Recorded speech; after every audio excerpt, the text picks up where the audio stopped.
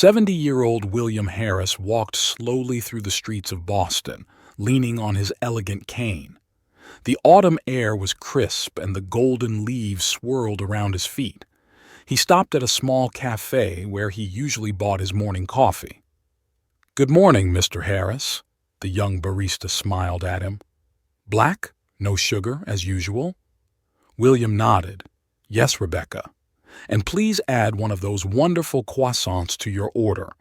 When William received his order and turned to leave the cafe, he suddenly bumped into a young man who was just going inside. The coffee spilled out of the cup, staining William's coat sleeve. "Oh, I'm sorry," the young man exclaimed, his eyes widening in horror. "I didn't mean to. I'm so clumsy. Let me help you dry yourself." William looked at the young man carefully. He was thin, with a tired look and worn clothes, but there was something familiar in his eyes, something that made the old man's heart clench. "Don't worry, young man," William said gently. "It's only a coat. It can be cleaned." The young man nervously ran his hand through his disheveled hair. "But you must be a very rich man. This coat must cost more than I earn in a month. I'll pay for the cleaning." William noticed how the young man's hands were shaking and how he was looking around nervously as if looking for a way to escape. "What's your name?"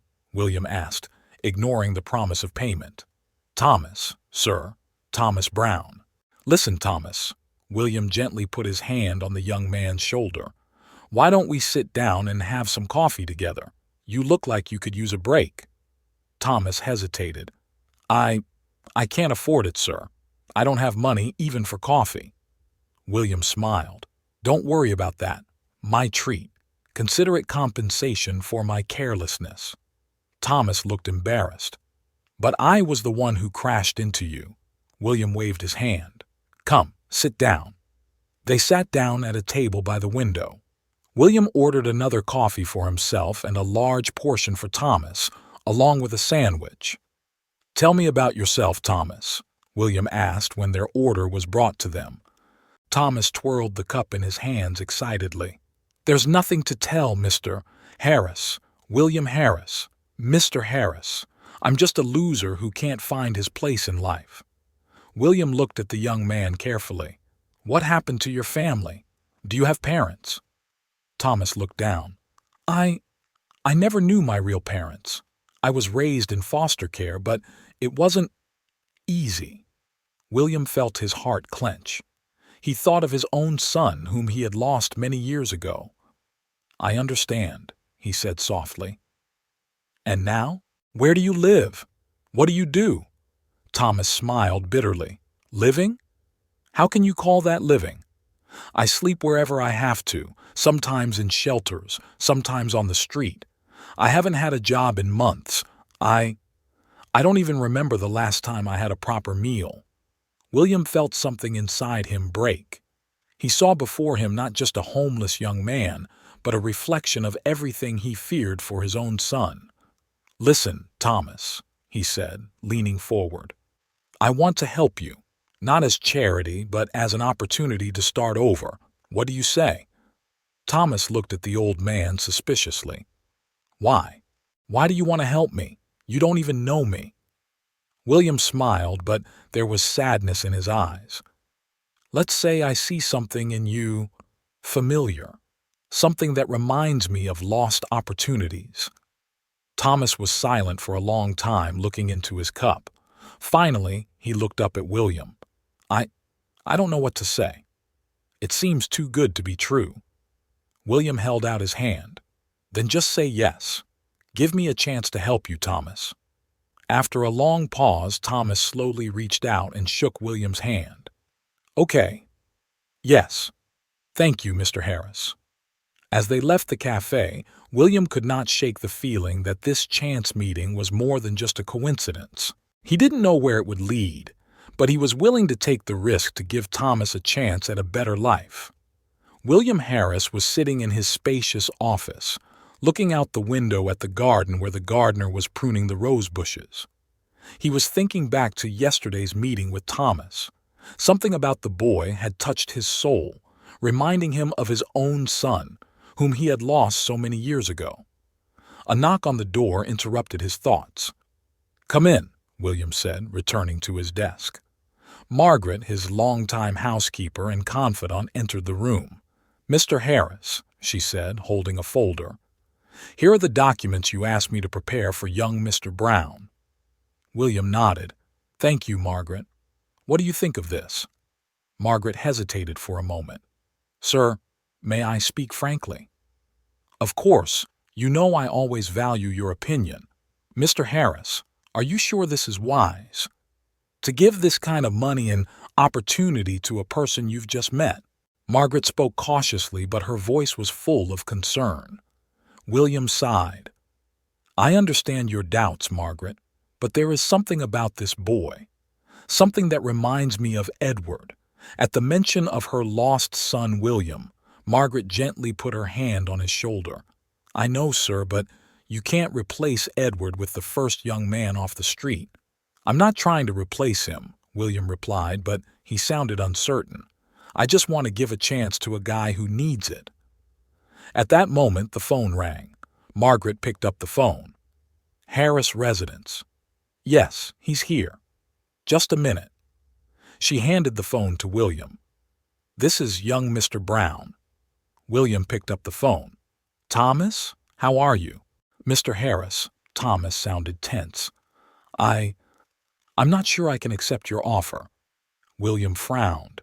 "Why? What's wrong? I don't deserve this. You don't know me. I've done things I'm not proud of." William felt his heart clench. "Thomas, listen to me. We have all done things we are not proud of, but that doesn't define us. What matters is who we choose to become now." There was silence on the other end of the line. Finally, Thomas said quietly, "Do you really think so?" "Absolutely," William replied firmly. "Listen, why don't you come over to my place for dinner tonight? We could talk about all this in person." After a short pause, Thomas agreed. "Okay, thank you, Mr. Harris."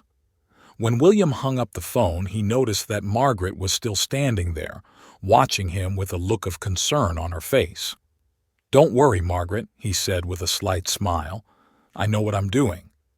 "I hope so, sir," she replied as she left the room. Evening came sooner than William expected. He paced the living room nervously, waiting for Thomas to arrive. When the doorbell rang, he went to open it himself, ahead of Margaret. Thomas stood in the doorway, dressed in a clean but obviously borrowed shirt and pants. "Mr. Harris," he said, smiling nervously. William led him into the dining room, where a table for two was already set. "Sit down, Thomas," William said, pointing to a chair. "Tell me more about yourself. How did you end up on the street?" Thomas looked at his plate for a long time before speaking.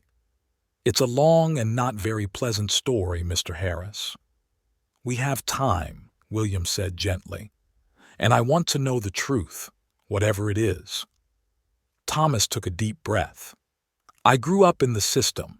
I was thrown from one family to another. Some were good, some were not so good. When I turned 18, I was on my own with no support, no skills, no education."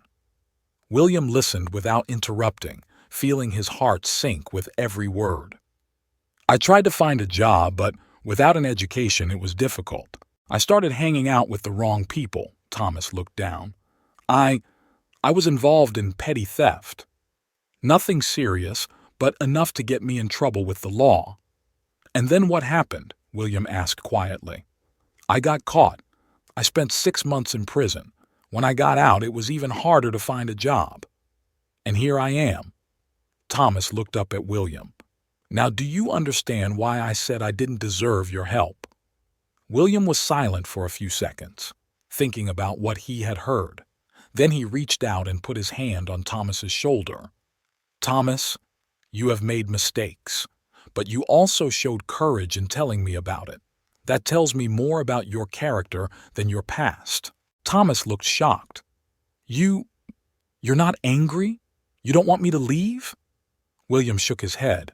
"No, Thomas. I want to help you even more. You deserve a second chance." Thomas's eyes filled with tears. "I don't know what to say." "Don't say anything," William replied. "Just accept my help and do your best to change your life." They continued to have dinner, talking about their plans for the future. William talked about the study and work opportunities he could provide for Thomas. As the evening drew to a close, Thomas looked like a different man, more confident, with hope in his eyes. As he walked Thomas to the door, William felt something inside him change. He wasn't just helping a stranger.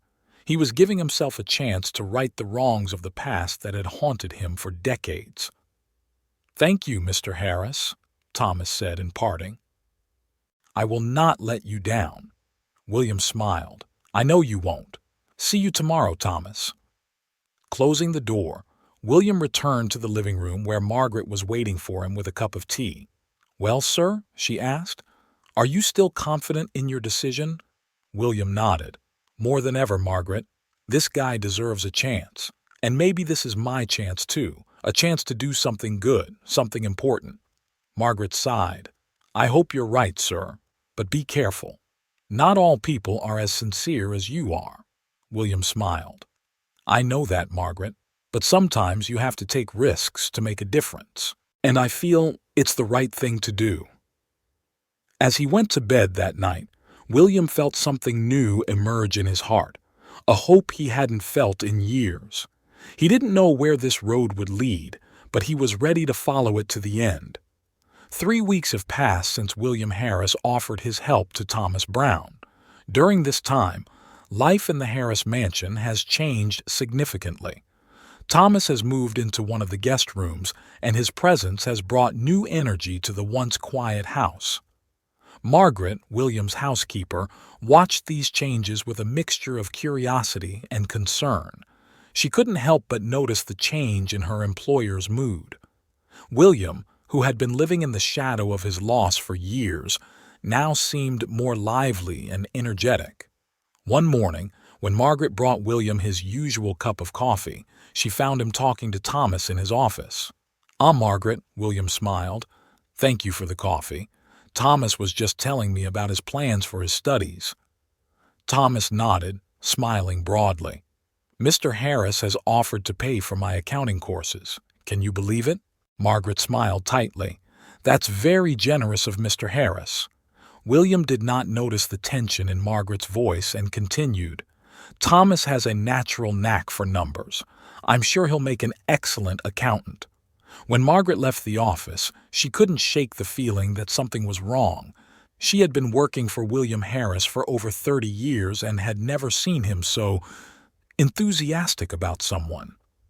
Later that day, Margaret was preparing lunch when she heard Thomas talking on the phone in the next room. She didn't want to eavesdrop, but something in the tone of his voice made her listen. "Yes, everything is going according to plan," Thomas said quietly. "The old man believed every word I said. Just a little more, and we can—" At that moment, footsteps were heard in the corridor, and Thomas quickly ended the conversation. Margaret felt her heart beat faster. What could this mean? The next day, Margaret decided to talk to William. She found him in the garden reading a newspaper. "Mr. Harris," she began cautiously. "May I speak with you for a moment?" William put down the newspaper and smiled. "Of course, Margaret. What is troubling you?" Margaret took a deep breath. "Sir, I don't mean to be insensitive, but don't you think you're putting too much trust in Thomas?" William's smile faded. "What do you mean?"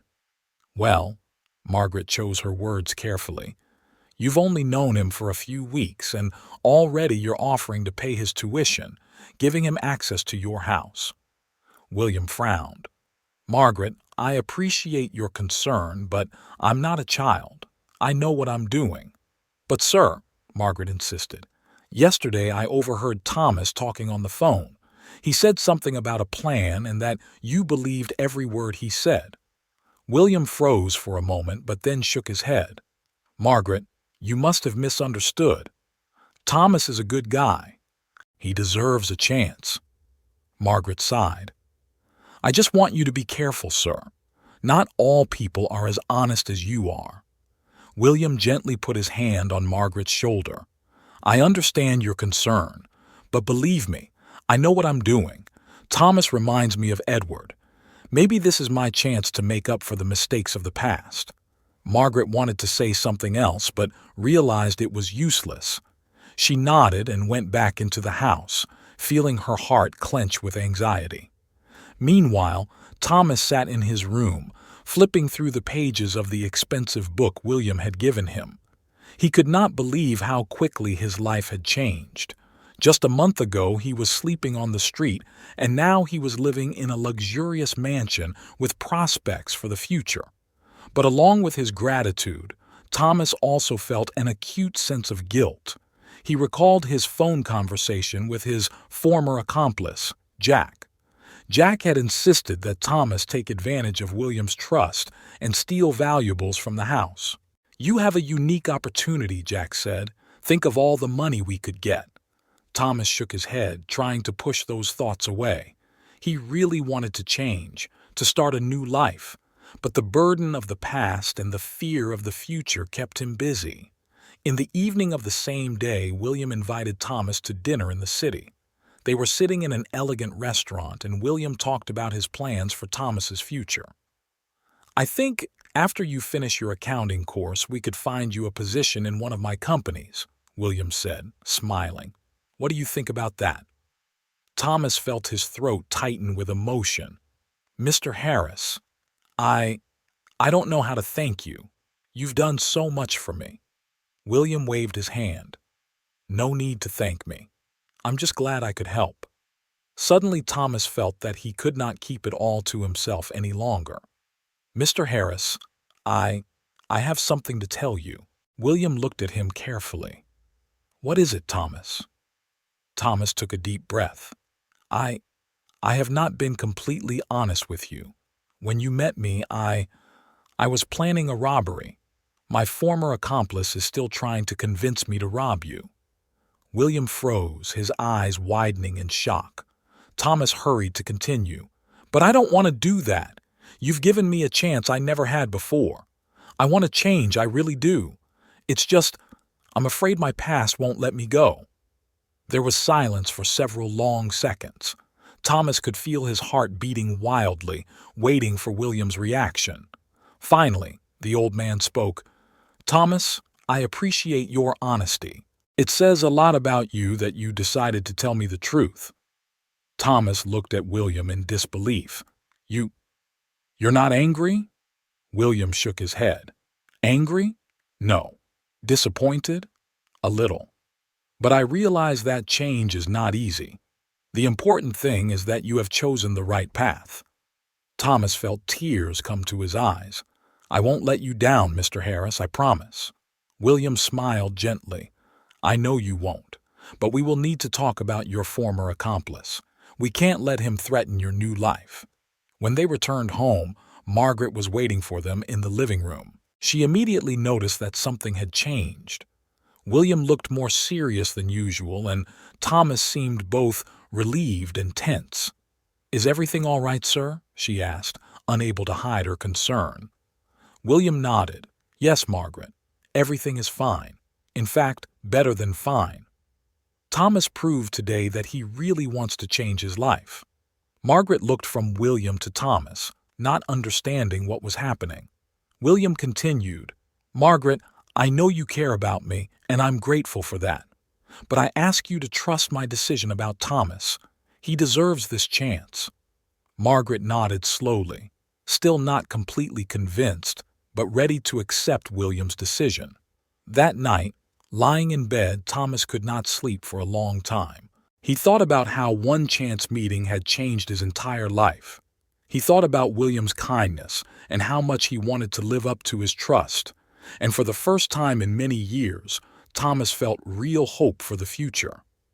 Back in his room, William sat by the window looking up at the starry sky. He was thinking about his lost son, about the mistakes of the past, and about the new opportunity Thomas had given him. Perhaps this was his chance to repent, a chance to do something truly meaningful. Before going to bed, Margaret went around the house once more, checking the locks. Despite what William had said, she couldn't completely shake her suspicions. But she had also seen how her employer had changed in recent weeks. Perhaps, she thought, this situation could actually lead to something good. So ended another day at the Harris home, a day that brought new challenges, but also new hope. None of them knew what the future would bring, but they were all ready to face it with open hearts, each in their own way. 2 months flew by quickly. Thomas began his studies, trying to catch up on years of lost education.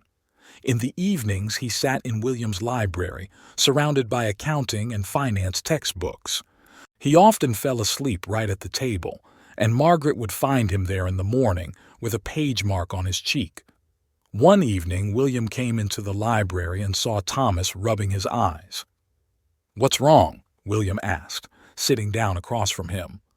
Thomas sighed. "These financial reports, I can't figure out how it all works together." William smiled. "That's normal. Finance is a complicated business. You know what? I have an idea." Thomas looked up, waiting for me to continue.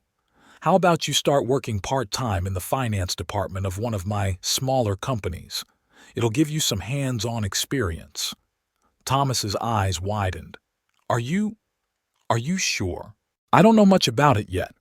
"That's exactly why it will be good for you," William replied. "You will learn by doing." Thomas hesitated. "What if I make a mistake? Your company could suffer because of me." William shook his head. "Don't worry. You will be under the supervision of experienced employees. And it's a small company, not my main business."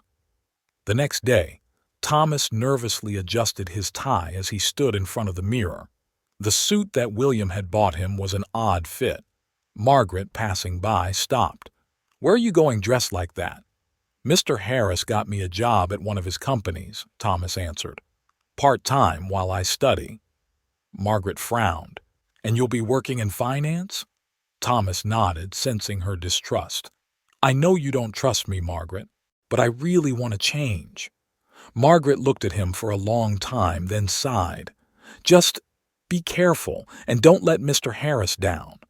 After Thomas left, Margaret found William in his office. "Sir, are you sure this is wise?" she asked him bluntly. William looked up from his papers. "What is it, Margaret?" "Giving Thomas access to your company's finances. We know almost nothing about him." William sighed. "Margaret, we've already discussed this. I believe in Thomas." "But, sir," she insisted, "it's one thing to give him a roof over his head and an education. It is another to trust him with your money." "That is enough," William said sharply, but immediately softened his tone. "I understand your concern, but this is my decision."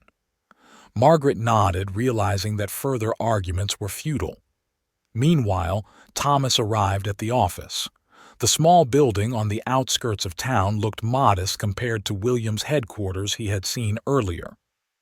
"You must be Thomas," a middle-aged man greeted him. "I'm Robert, the CFO."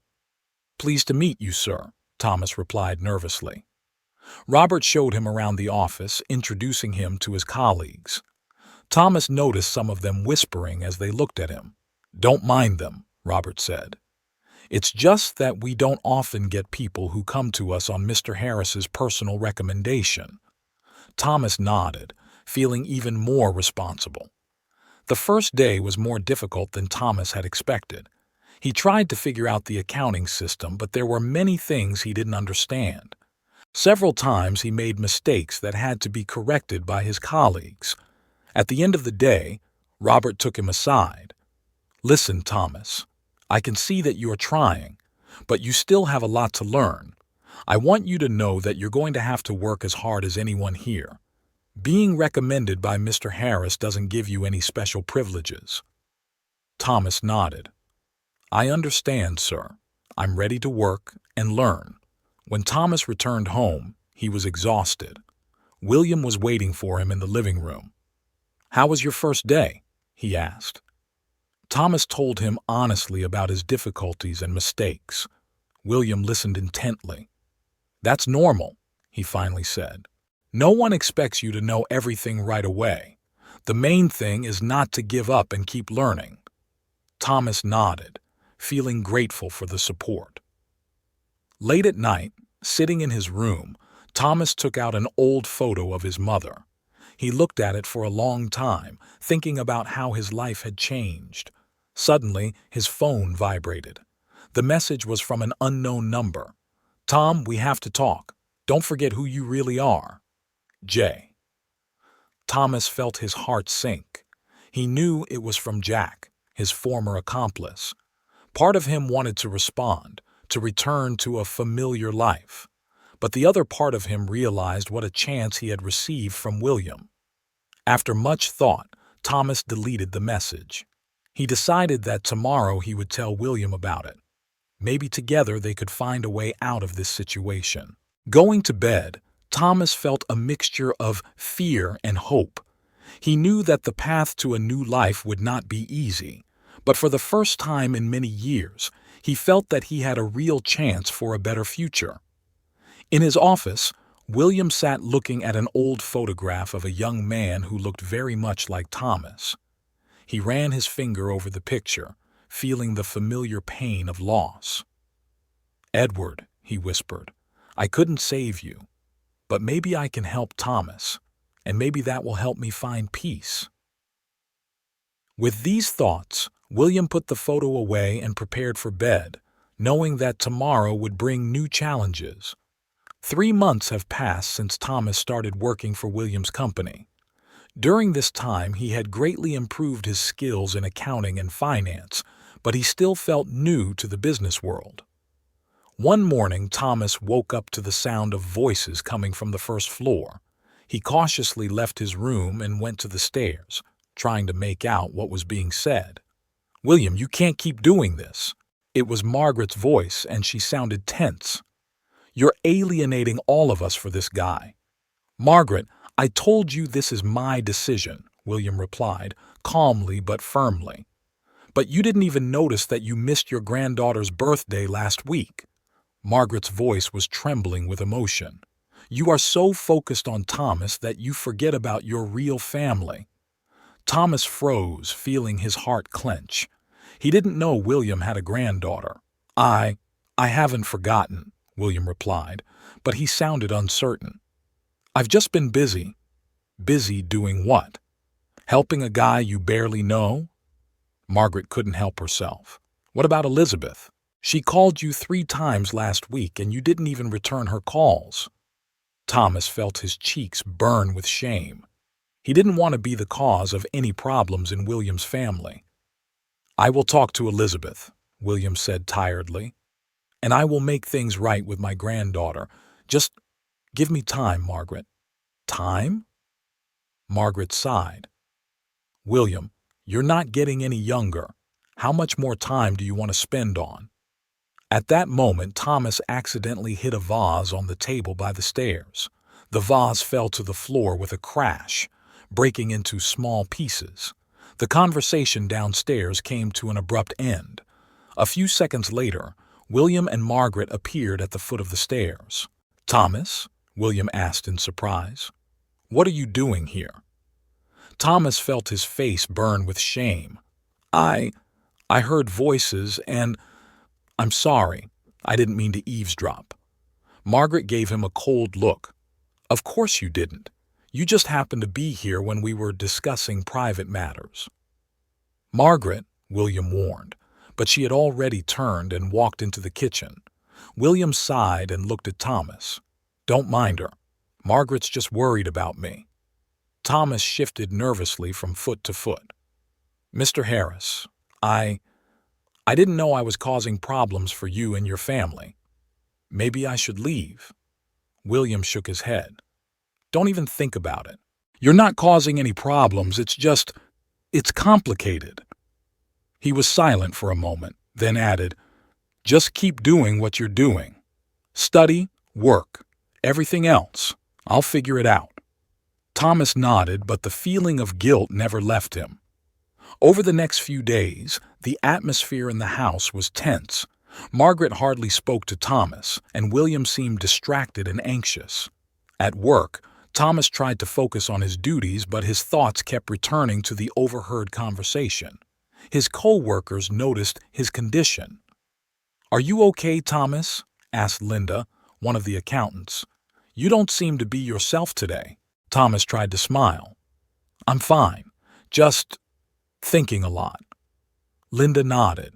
"You know, we've all noticed how much attention Mr. Harris has been paying you. It's unusual." Thomas felt his heart sink. "What do you mean?" Linda shrugged. "It's just that Mr. Harris is known for his detachment. He rarely interferes in the day-to-day affairs of the company. And then suddenly, he brought in a new employee personally and is constantly asking about his progress." Thomas didn't know what to say. He did not fully understand why William was so interested in him. In the evening, when Thomas returned home, he found William in his office. The old man was sitting at his desk looking at some old photographs. "Mr. Harris," Thomas called out cautiously, "may I speak with you for a moment?" William looked up, and Thomas was struck by the sadness he saw in his eyes. "Of course, Thomas. Come in." Thomas came in and sat down across from William. "I wanted to talk to you about what happened this morning, about what I heard." William sighed. "Thomas, you don't have to—" "No, please listen to me," Thomas interrupted. "I do not want to be the cause of problems in your family. If my presence here is causing difficulties, I can find another place." "No," William said sharply. "You are not going anywhere." He was silent and then continued more softly. "Thomas, there is something you should know. The reason I want to help you so badly." At that moment, the door to the study opened sharply, and Margaret entered. "William, your daughter Elizabeth is on the phone. She insists on talking to you." William looked confused. "Now? But she's very upset," Margaret said, glancing at Thomas. "This is important." William sighed and stood up. "I'm sorry, Thomas. We'll talk later, okay?" Thomas nodded, feeling like the moment was lost. He left the office, leaving William to talk to his daughter. Late at night, lying in bed, Thomas could not sleep. He thought about everything that had happened over the past months, about William's kindness, about Margaret's suspicions, about the hints of his colleagues at work, and about what William had wanted to tell him before they were interrupted. He took out his old wallet and pulled out the only photo he had of his mother. Looking at her smiling face, Thomas felt tears well up in his eyes. "What am I going to do, Mom?" he whispered. "I don't want to lose all of this, but I don't want to be the cause of anyone suffering." Suddenly, his phone vibrated. It was a message from Jack. "Tom, it's time to come back. Have you forgotten who you are? Don't be a fool. You have 1 week to answer, or I'll find you myself." Thomas felt a cold sweat break out on his forehead. He knew that Jack was not throwing words to the wind, but he also knew he couldn't go back to his old life, not after everything William had done for him. With a heavy heart, Thomas decided that tomorrow he would talk to William. He will tell him everything, about his past, about Jack's threats, about his doubts and fears. Perhaps together they can find a way out of this difficult situation. In the meantime, lying in the dark, Thomas prayed that tomorrow would bring clarity and solutions, not new problems. Morning came too quickly for Thomas. He could barely sleep, thinking about the conversation he had to have with William. When he went down to the kitchen, Margaret was already preparing breakfast. "Good morning," Thomas said quietly. Margaret nodded without turning. "Mr. Harris is in his office. He wants to talk to you before work." Thomas felt his heart beat faster. Maybe this was his chance to explain. He knocked on the office door and heard a soft, "Come in." William was sitting at his desk, looking tired and worried. "Thomas, sit down," he said, pointing to a chair. "We need to talk." Thomas sat down, feeling his hands shaking. "Mr. Harris, Let me start," William interrupted him.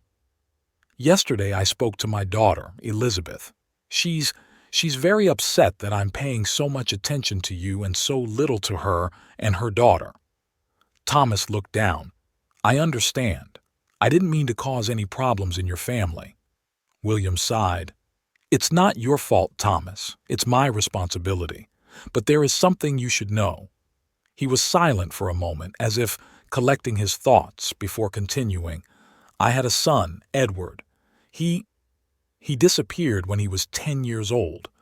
Thomas felt his throat tighten. What happened? William was silent for a long time before answering. It happened on our family trip.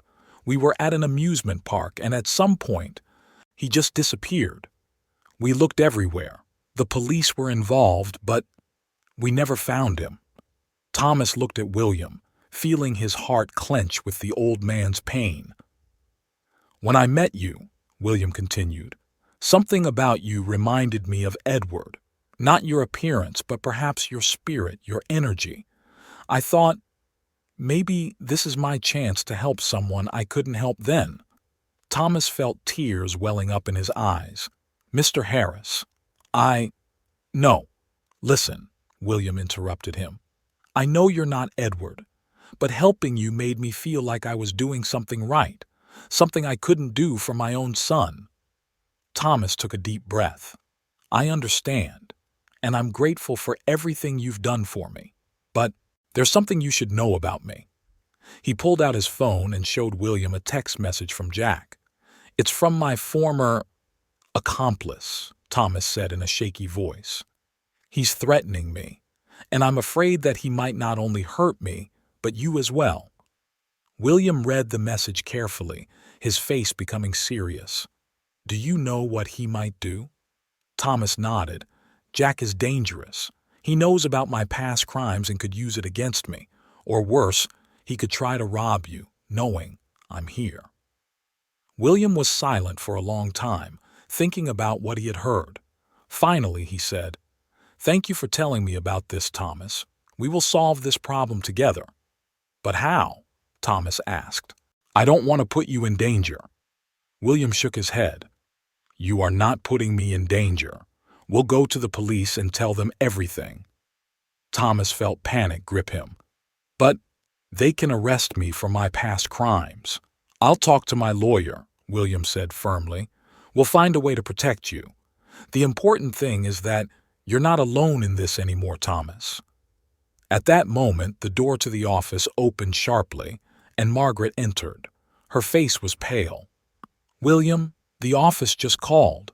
There was an attempt to hack into the financial system. William stood up abruptly. What? How did this happen? Margaret threw a quick glance at Thomas. They don't know, but someone tried to access the company's accounts. Thomas felt the blood drain from his face. He knew who could be behind this. It's Jack, he whispered. He started to act. William turned to him. Are you sure? Thomas nodded. He always said he knew how to hack into financial systems.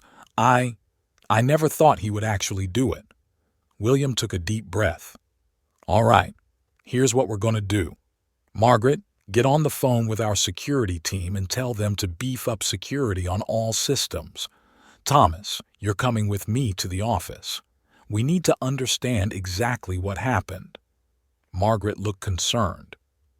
William, are you sure you should take Thomas? What if he... That's enough, Margaret, William said sharply. I trust Thomas, and right now, we need all the help we can get. Over the next few hours, William and Thomas worked with the IT security team to try to understand the extent of the attack. Luckily, the main systems remained intact, but it was obvious that this was only the first attempt. Late that night, when they finally returned home, William looked exhausted. Thomas, he said, sitting down in the living room chair. I know you're afraid of the consequences, but we have to go to the police. These are not just threats anymore. This is a real attempted crime. Thomas nodded, feeling a mixture of fear and relief. I know. I'm ready to tell them everything. About my past, about Jack, about everything. William smiled tiredly. I'm proud of you, Thomas. It's not an easy decision, but it's the right one. The next morning, they went to the police station. Thomas could feel his heart beating wildly as they entered the building, but having William by his side gave him strength.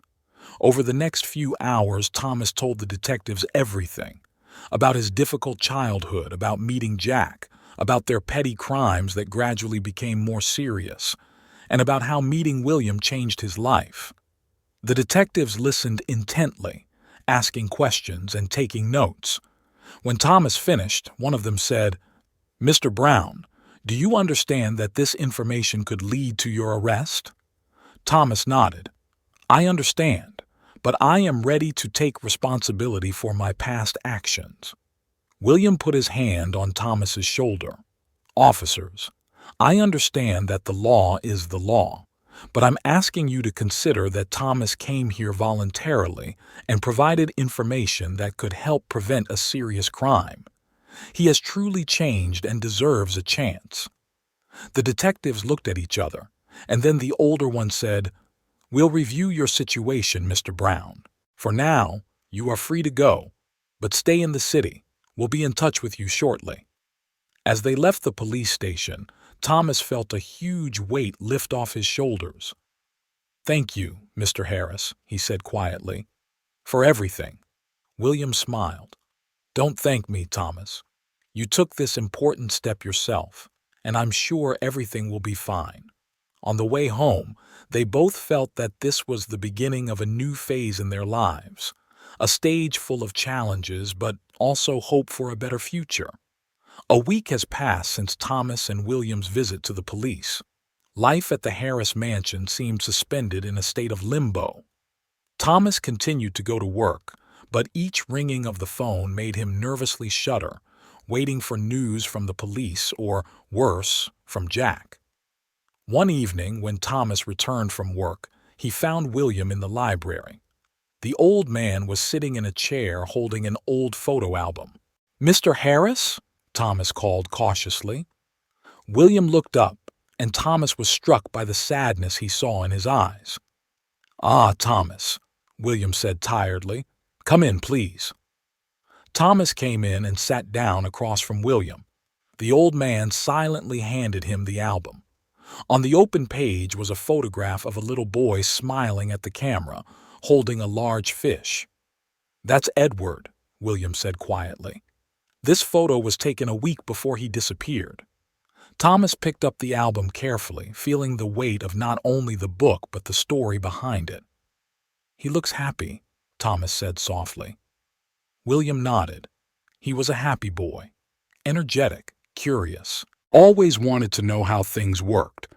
William was silent for a moment and then continued. "You know, Thomas, when Edward disappeared, I thought my life was over. I spent years and millions looking for him. I hired private detectives, pounded the doorsteps of police stations, but all in vain."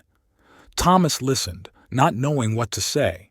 He had never seen William so vulnerable. "And you know what the worst part is?"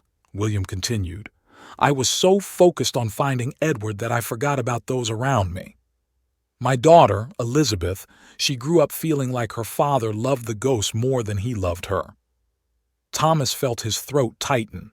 "Mr. Harris, No, let me finish," William interrupted. "When I met you, Thomas, I saw a chance to right my wrongs, to help someone I had failed to help back then. But I made the same mistake again, focusing on you and forgetting about my real family." Thomas looked down, feeling a mixture of guilt and gratitude. "I never meant to cause problems in your family." William shook his head. "You're not the cause, Thomas. It's all me, my decisions, my mistakes." They sat in silence for a few minutes, each deep in thought. Suddenly, the silence was broken by the sharp ringing of the phone. William picked up the phone. "Yes? What? Yes, of course. We'll be right there." He hung up and turned to Thomas. "It's the police. They have Jack in custody." Thomas felt his heart sink. "What?" "He tried to hack into our system again," William explained. "But this time the security team was ready. They tracked him down and passed the information to the police." Thomas didn't know whether to be relieved or afraid. "We're being called to the station," William said, standing up. "They want you to identify him and give a statement." The walk to the police station seemed to Thomas the longest of his life. When they arrived, they were met by the same detective they had spoken to last week. "Mr. Brown, Mr. Harris," he greeted them. "Thank you for coming on such short notice." They went into the interrogation room where Thomas saw Jack through the one-way glass. His former accomplice looked tired and angry. "It's him," Thomas said quietly. "It's Jack." The detective nodded. "Good. Now, we need your official statement about your past dealings with him." For the next few hours, Thomas told everything he knew about Jack and their past crimes. He felt as if every word freed him from the burden of the past, but also brought him closer to possible punishment. When it was over, the detective took Thomas and William aside. "Mr. Brown, your cooperation is very valuable to us. Given the circumstances and the fact that you have voluntarily provided information, we are willing to consider leniency." Thomas felt his knees go weak with relief. "What does this mean?" "It means," William interjected, "that we have a chance to make things right, legally." The detective nodded. "That's right. Mr. Brown, we're offering you a deal. You will continue to cooperate with us, help us close the cases related to Jack, and in return you will receive a suspended sentence instead of actual imprisonment." Thomas couldn't believe his ears. Is this possible?" "With your help and Mr. Harris's support, yes," the detective replied. "But remember, this is your last chance. Any violation of the terms and conditions and you will be behind bars." Thomas turned to William looking for support. The old man smiled and nodded. "This is your chance, Thomas, your chance for a new life."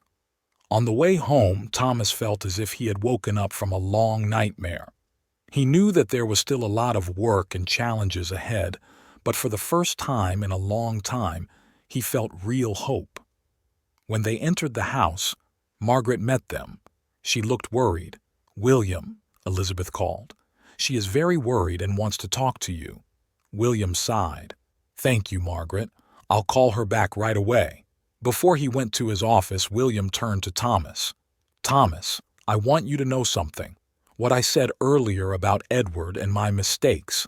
It doesn't mean I regret helping you, but it has made me reevaluate a lot of things in my life." Thomas nodded.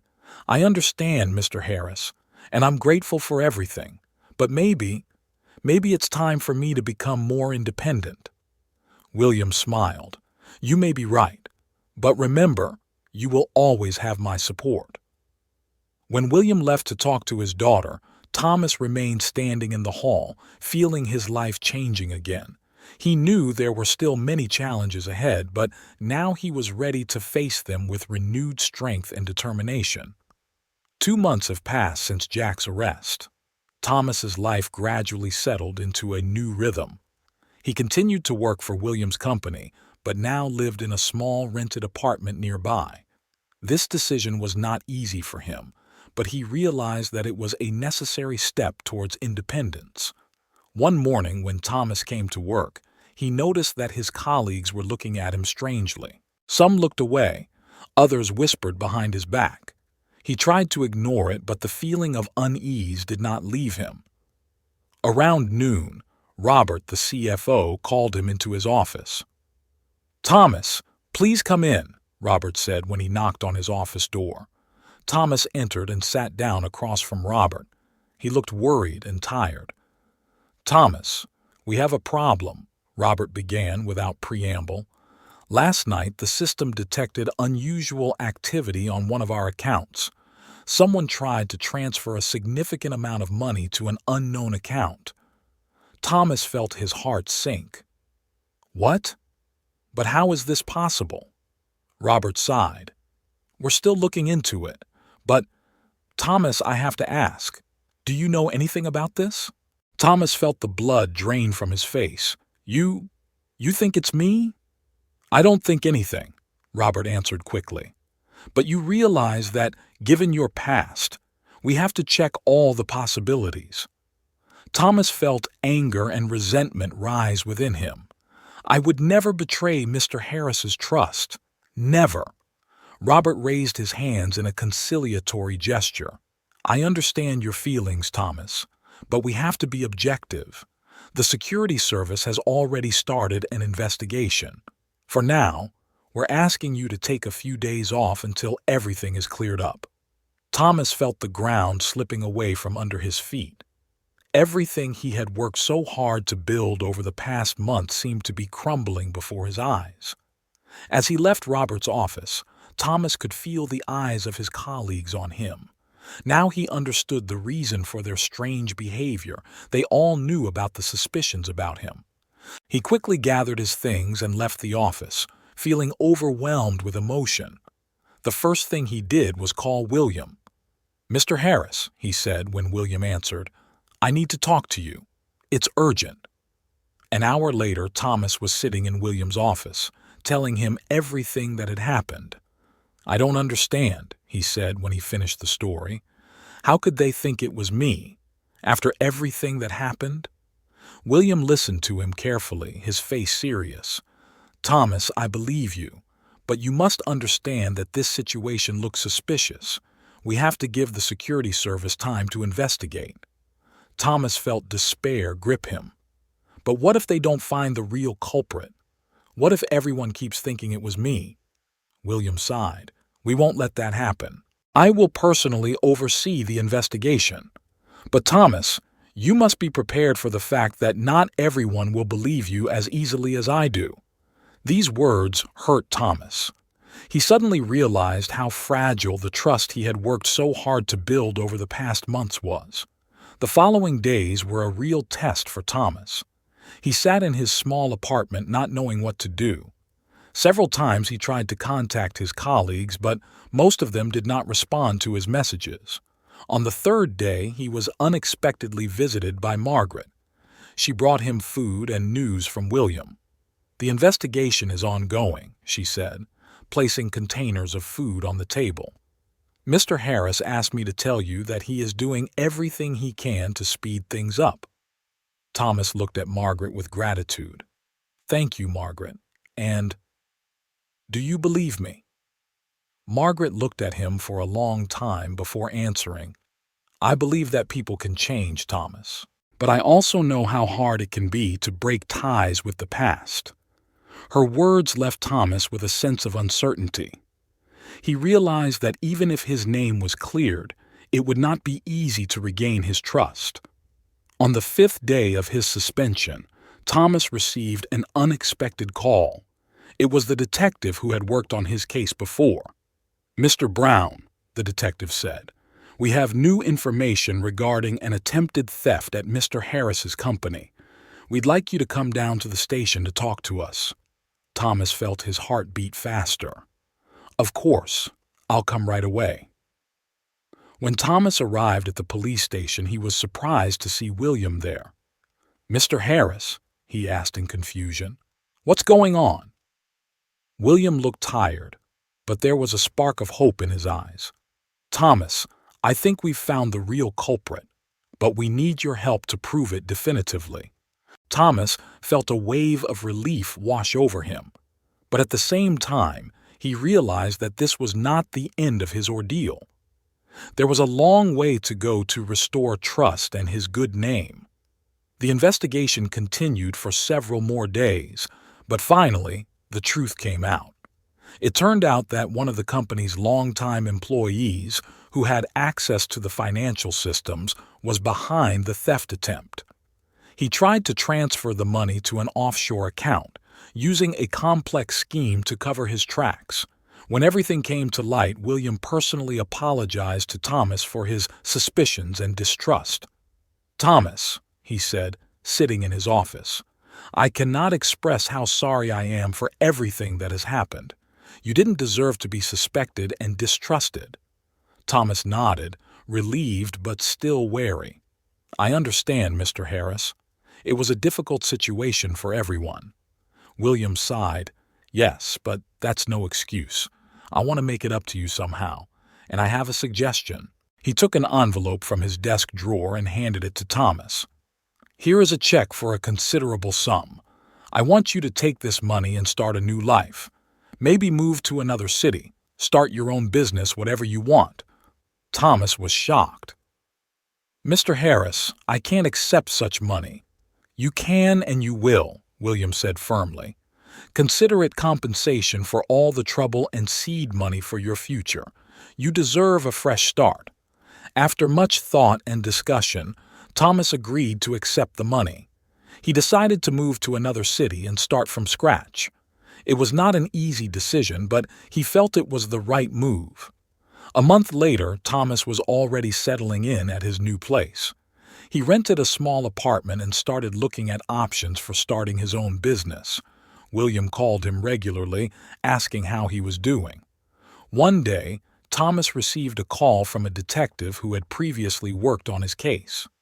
"Mr. Brown, we have some new information that might interest you," the detective said. "Can we meet?" Thomas agreed, feeling inexplicably excited. The next day at the cafe, the detective told Thomas an incredible story.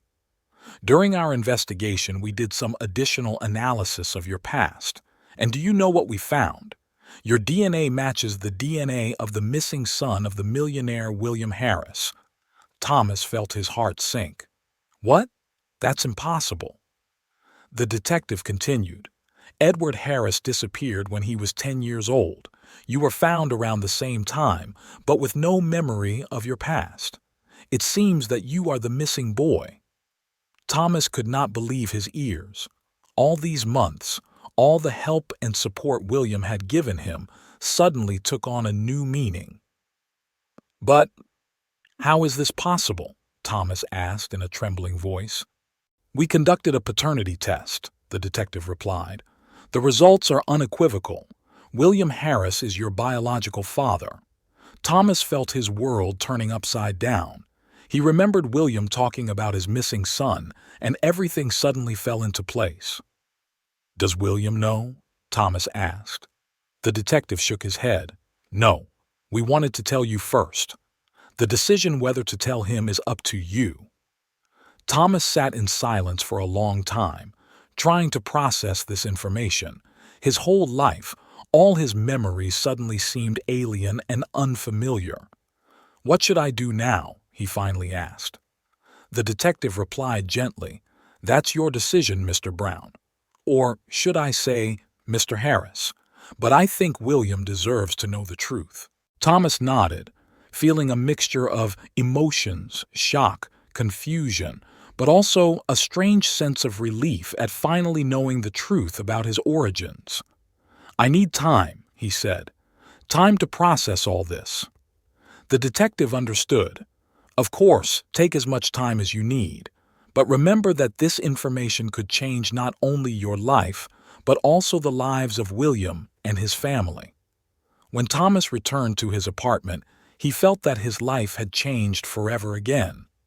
He looked at the photo he had kept of William and saw him not just as a good Samaritan, but as his father. He faced a difficult decision, whether and how to tell William the truth. But one thing he knew for sure was that his life would never be the same again. Thomas spent a sleepless night mulling over the shocking news. His mind was filled with memories of all the moments he had spent with William, which now took on a whole new meaning. Every look, every word of support, all of it was not just an act of kindness, but an unconscious manifestation of a father's love. In the morning, emotionally and physically exhausted, Thomas decided that he could not keep this information to himself. He must tell William the truth, regardless of the consequences.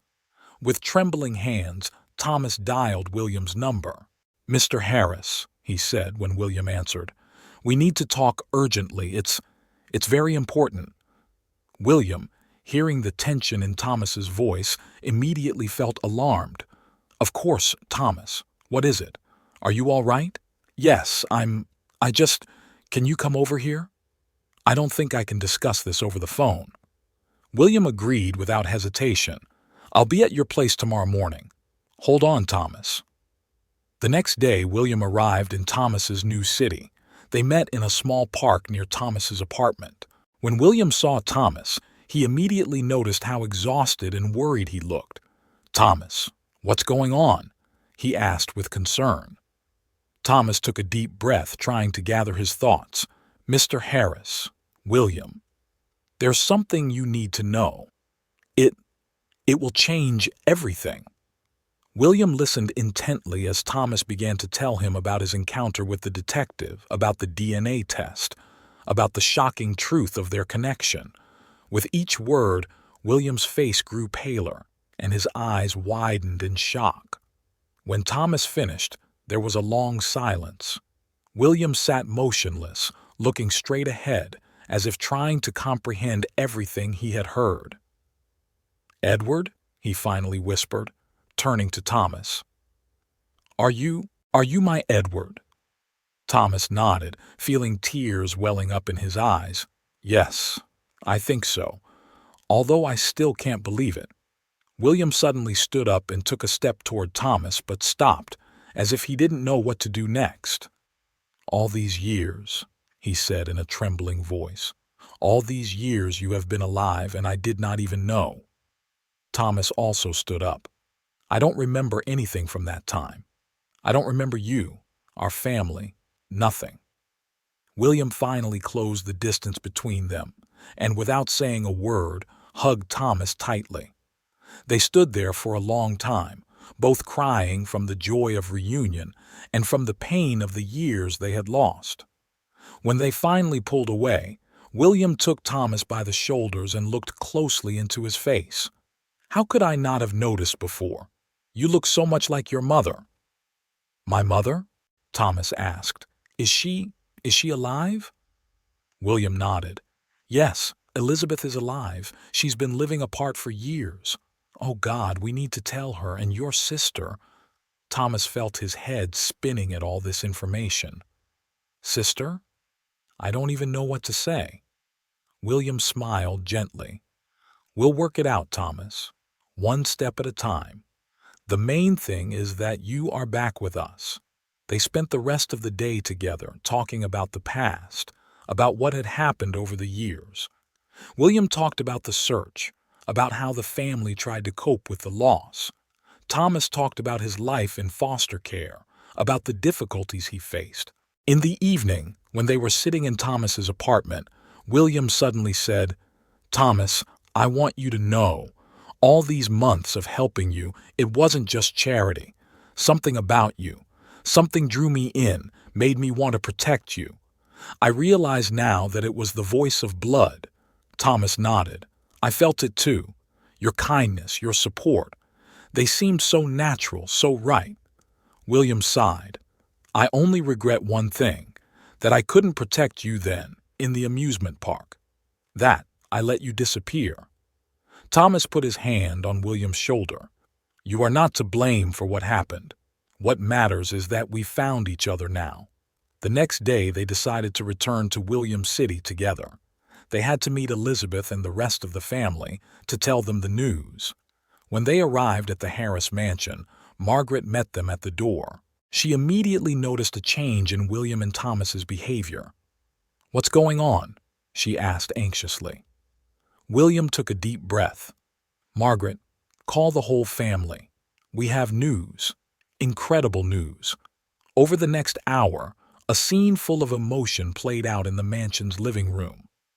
Elizabeth, William's wife, could not believe what she was hearing at first. She looked at Thomas through her tears, trying to see in him the features of her missing son. Thomas's sister, Emily, was shocked but quickly accepted the news. She went to Thomas and hugged him tightly, whispering, "Welcome home, brother." Margaret stood back, watching the family reunion with tears in her eyes. She remembered how she had supported William and Elizabeth over the years, how she had helped them not to lose hope. When the emotion subsided a bit, William stood up and addressed everyone. "I know this is a shock to all of us, but I believe that this is a miracle, a chance to start over. Thomas Edward has come back to us, and we must do everything we can to help him feel part of our family." Elizabeth walked over to Thomas and gently took his hand. "My boy, my dear boy, I have dreamed of this moment for so long." Thomas felt a little embarrassed, but also touched.